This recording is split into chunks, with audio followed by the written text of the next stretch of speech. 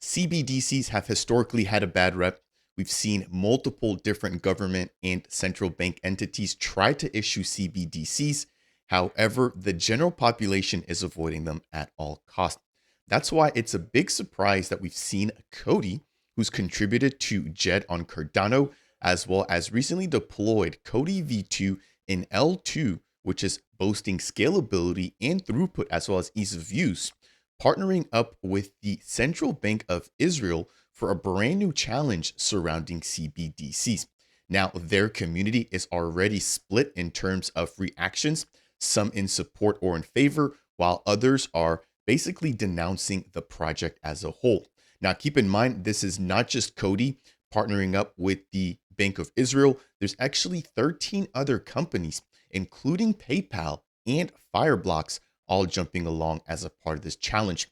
As a part of today's video, I want to break down and really highlight what CBDCs are, what types of CBDCs are available, and whether or not this is a good idea for the blockchain and crypto space. But ultimately, you have the final say. That said, let's jump right on in.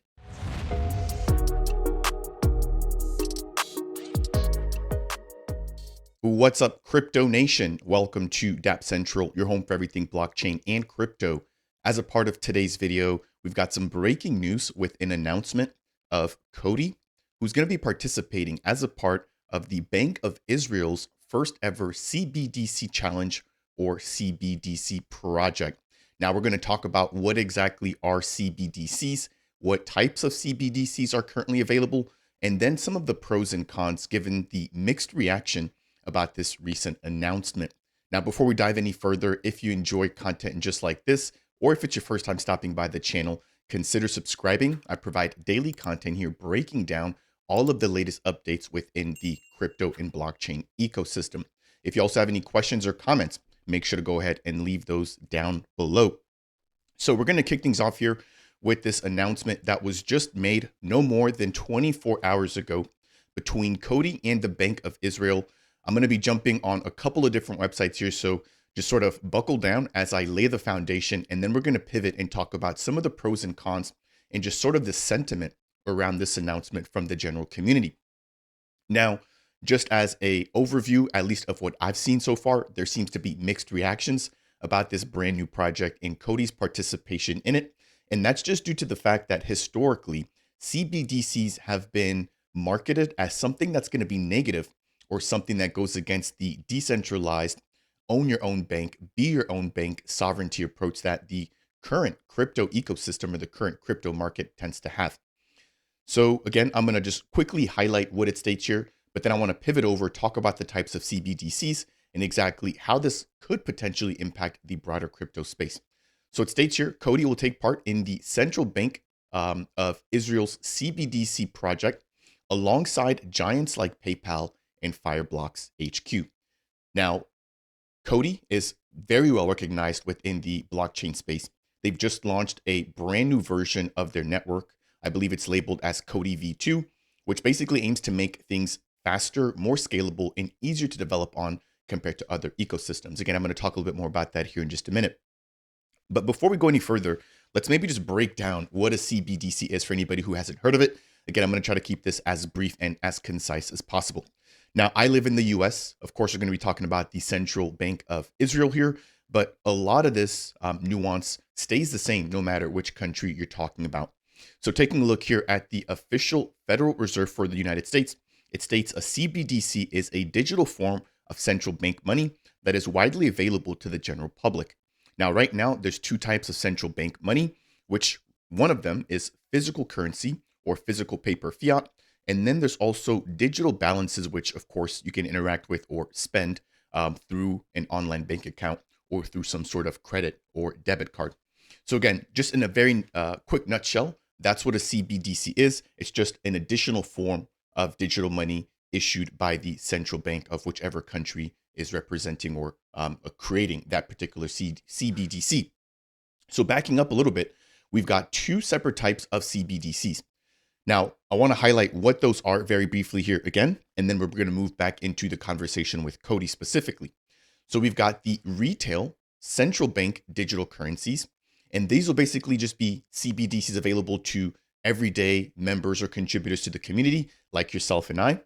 And these will just basically serve, right, as an additional digital payment option in addition to the current forms of digital money that we currently have. The second is the wholesale central bank digital currency, and these will basically be used strictly by financial institutions. Now, imagine an instance where you've got one bank that needs to maybe settle with another bank. They could potentially quickly do that with the use of a CBDC. So you've got one that's just for retail, and then you've got one that's just for financial institutions. And then there's actually a third option, which isn't listed here, but that's a hybrid, which is basically a mix of both of those as well. Now let's pivot back over now that we've laid down the actual foundation here. And I want to talk about the actual central bank of Israel. So they've got an article here, which was just released not too long ago, where it states 14 teams have been chosen to participate with the Bank of Israel in the Digital Shekel Challenge. Now, the shekel is the currency in their particular country. And it states here that this is an experiment inspired by Project Rosalind, carried out by the BIS Innovation Hub. Now, I've got just some very short snippets here that I want to highlight, where it states that in the Digital Shekel Challenge, the Bank of Israel has invited 14 teams, I believe, from the private sector, the public sector, and the academia sectors to study the potential development and use cases of the digital shekel.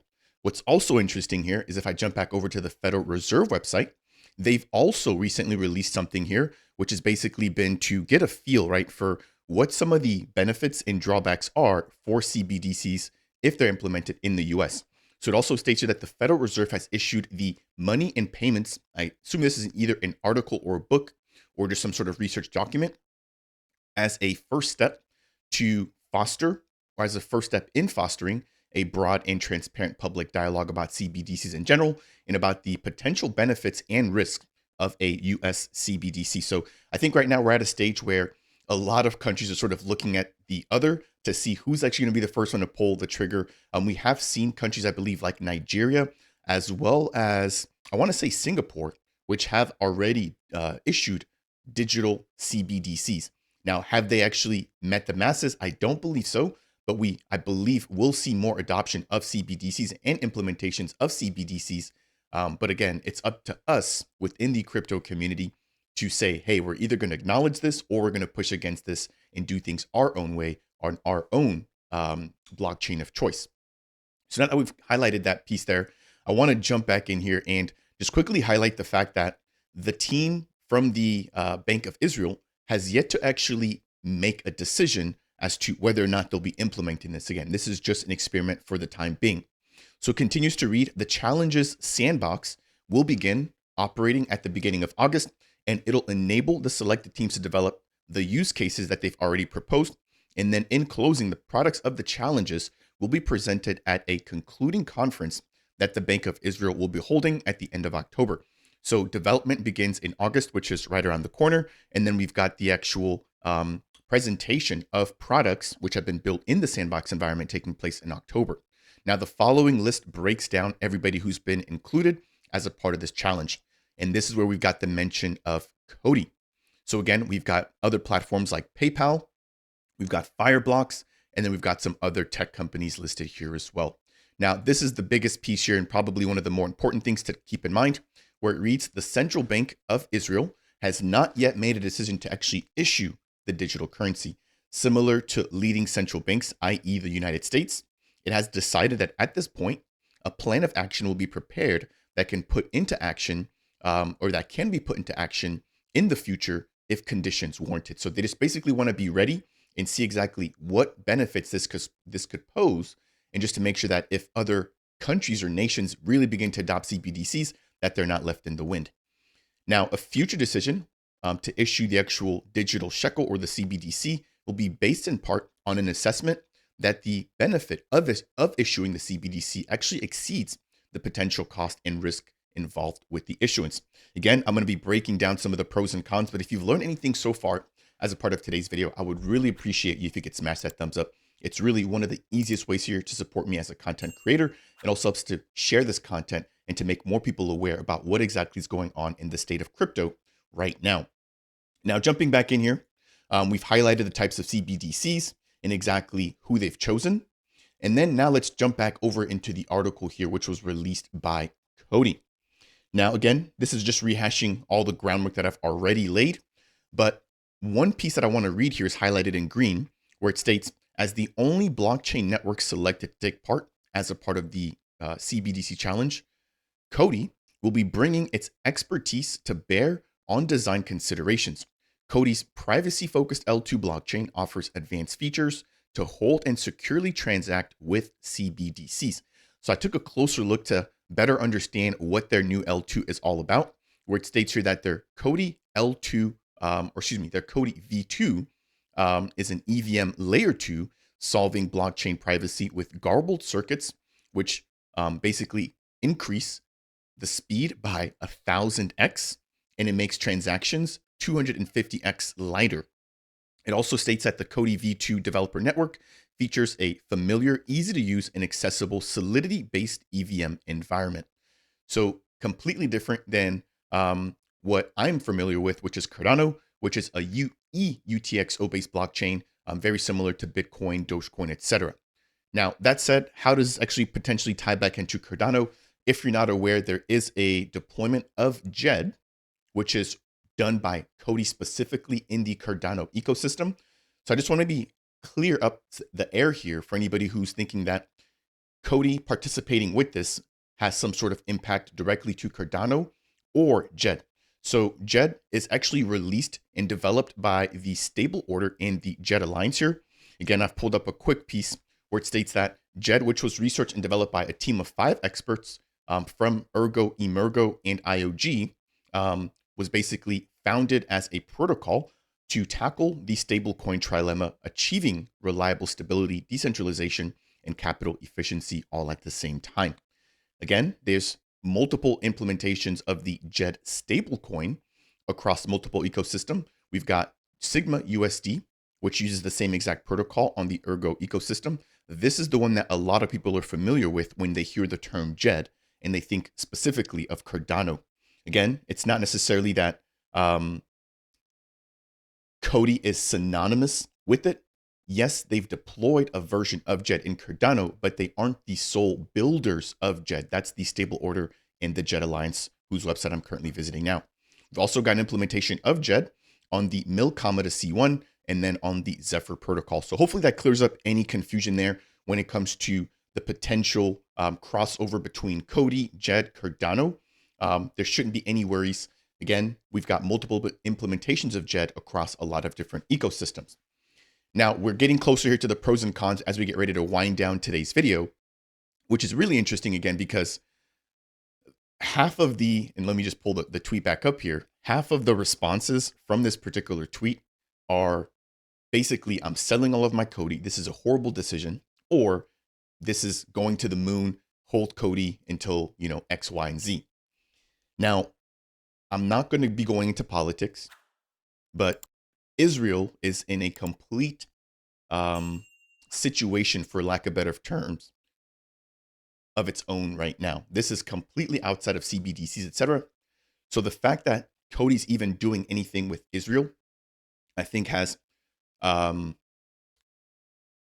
put a bias, right, towards people's view of what this could potentially bring. Again, I'm not going to go any further into that.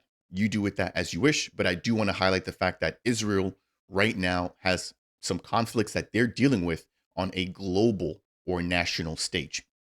Now, that aside, what are my thoughts? I think that there are pros and cons here. And as we get more information about CBDCs, as there's more research that's done, we can then begin to feel more comfortable in understanding whether or not they really are worth the risk. So let's talk a little bit more about some of those. Now, I'll probably start off here with the pros, and then we'll shift over and close out here with the cons. So the first pro being more efficient and secure payments, right? So again, if you're a financial institution and you want to use that wholesale CBDC, that offers you an opportunity to quickly and safely and securely settle between 2 separate banks, providing a better experience for any of the users that might be a part of that bank. In addition, this allows for customers or consumers to use a central bank directly. So what this basically means is that there's no intermediary banks. Obviously, that then poses a potential risk to some of those smaller banks, right, that are not associated with the central bank. But then there is also the potential to eliminate the risk from commercial banks as well. So you think of, for example, Silicon Valley Bank, SVB, which went down, I want to say it's about a year ago now. They're a commercial bank. They're a private bank. With something like a CBDC, we would see less of those commercial banks, therefore reducing the risk of those collapsing with users' funds in place. Now, looking at it from the other shoe, a commercial bank may not necessarily be too happy about the implementation of a CBDC because that then directly impacts their business, their revenue, their profit, and their livelihood. So do keep that in mind as well. Last but not least, a potential pro is the fact that anything done with a CBDC will be easily trackable. Now, that's also to say that on the current blockchains that we have, for example, Bitcoin, ETH, Cardano, Solana, you can still go through a blockchain explorer to really figure something out if you wanted to do that. We've also, however, seen more blockchains, though, coming out and about, for example, like Midnight built on Cardano, which is a data privacy focused blockchain, in addition to COTI's blockchain as well, which is actually why I think that they may have been picked. So if you're not aware here, let me see if I can actually find that bit of information, which basically highlights all of the different benefits and use cases for COTI's V2L2. So they provide the ability to have confidential DeFi, confidential transactions and payments, as well as stable coins and RWAs. And I think that that's the part that actually got them the job here for this particular challenge. In addition, it mentions on-chain sensitive data management, again, focusing on privacy, confidential machine learning and AI, and then dynamic decentralized identifications or DIDs. So again, the theme here being privacy, where there's a mention of confidential here, sensitive data management, and then confidential here again. So this poses a huge opportunity for the COTI network, but again, to what cost? Because the community seems to be split 50-50 with the implementation and adoption of a CBDC versus traditional stablecoins that you can use right now on any blockchain without the permission of any centralized entity or government. Now, let's talk a little bit more about the cons here as we get ready to close out today's update, where one of the biggest cons here when it comes to CBDCs is that central banks will have complete control of those assets. Now, again, playing devil's advocate, they already have control of the fiat, and they've already got control of the quote unquote digital money that you see when you log into your bank account online. So it's not like this would be any different than the current systems. However, if we're trying to get away from centralized control, this would play in the favor of everybody using their own blockchain and their own stable coins, and then forcing central banks to accept Bitcoin, or excuse me, not Bitcoin, stable coins from other crypto-based networks. So that's the first sort of con, is the complete control. And of course, that's why a lot of people are put off by the implementation and adoption of CBDCs. Next, we've got less privacy for end users or consumers of the CBDC. Again, if you really want to be picky right now, while you do get transparency in the sense that your name isn't on the actual blockchain, your address is. And if anybody's got something like a ENS or an ETH naming service, or something like an ADA handle, which uses human readable characters to tie back something to a wallet address, they can then at least get a clue as to who you are or who might actually be controlling that wallet.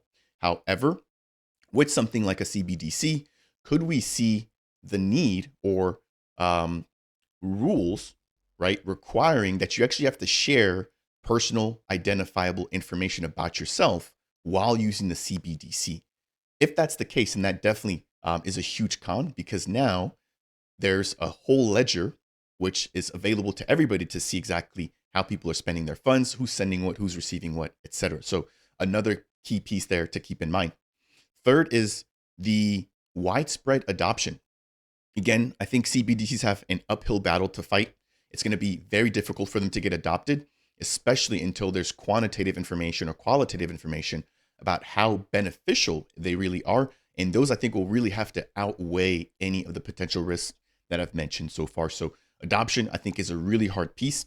But again, looking on the other side of the coin, just adoption within Bitcoin, Ethereum, Cardano, Solana, etc., that's also at a very, very early stage where if you're not super interested in the space, you're probably not going to come into Cardano, ETH, Bitcoin, whatever, to use stable coins there anyway. So I think whether you're talking about a CBDC or traditional blockchain, there's adoption hurdles laid out all over. Last but not least is the possible competition between the central and the commercial banks. So again, if we start to see rules, especially laws being implemented to force people to use CBDCs, then what you're going to get is central banks getting a lot of the liquidity or all the liquidity because people are then forced to use that CBDC. Whereas you're probably going to start to see money flowing out of commercial banks into those central banks. We've already seen something like this happening. I know for myself in the US, where a lot of people were just moving money from their commercial or their traditional banks into platforms like Coinbase or Binance. And then you immediately saw those smaller banks implementing rules where you couldn't withdraw a certain amount per day, per week, per month to limit the outflow from their banks over into platforms like Coinbase, Binance, KuCoin, etc., which were making money hand over fist because people were depositing or deploying capital on their platforms, trading on their platforms, etc. So with something like that, we could definitely see more agitation from commercial banks, and then them really trying to do their best to force people to keep their assets within their banks by limiting how much they can pull out or withdraw or outflow into crypto-specific platforms. So that'll do it here for today's video. I don't want this to go on for too long, but I wanted to quickly talk about the state of CBDCs, how they're received, the types of CBDCs, exactly what COTI has been challenged to do, what they've been onboarded to do, and then exactly what we could potentially expect once this actually concludes.